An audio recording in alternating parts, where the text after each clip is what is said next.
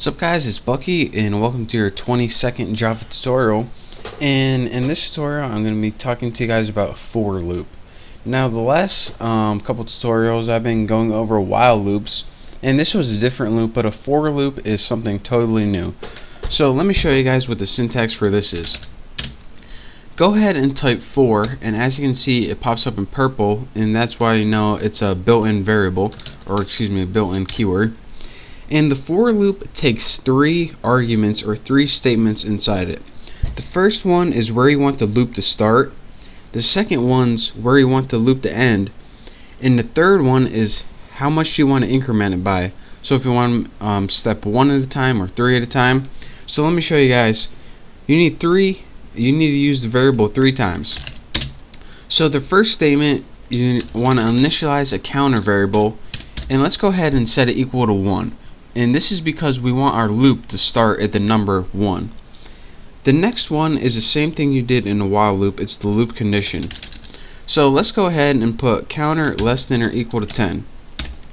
So now our loop starts at 1 and it's going to go until it's less than or equal to 10. So it's going to go until 10. So next thing, we want to say how much do we want our counter to increment by. Well, we just want to go 1, 2, 3, 4, 5, 6, 7, 8, 9, 10, so we want to increment it one at a time. So it's going to start at 1. As long as it's less than or equal to 10, it's going to keep going, and we want you to go one at a time. So that's the three parameters your for loop takes. So now let's go ahead and write something in our for loop. Let's just write system out print line, and we'll just print the counter. Now let's go ahead and run this, see if we got any errors, and we don't. And as you can see down in our run box, 1, 2, 3, 4, 5, 6, 7, 8, 9, 10. And again, this happened because it started at 1, our counter variable. The next thing it did is ran until it was greater or equal, less than or equal to 10.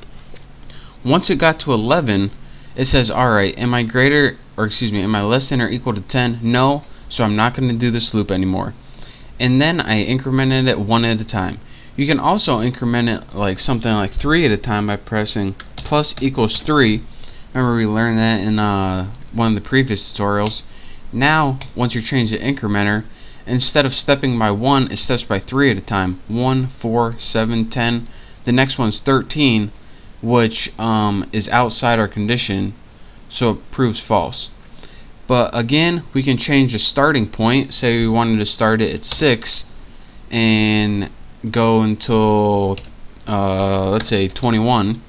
So now it starts at 6 and goes to 21 and steps by 3s.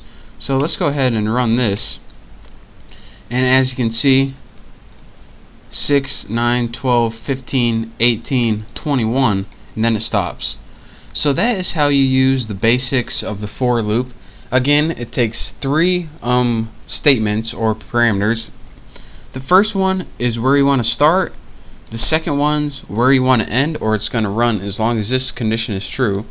And the third one is how much you want to increment by.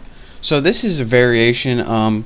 There's also the while loop and the for loop we learned this far. There's also a couple other loops that I'm going to be teaching you probably in the next couple tutorials. But for now, play along with the play around. There we go. Not play along with it. Play around with a for loop until you get good at it. And once you do, you're ready to move on to the next tutorial. So again, thank you guys for watching. Make sure to subscribe, and I'll see you next time.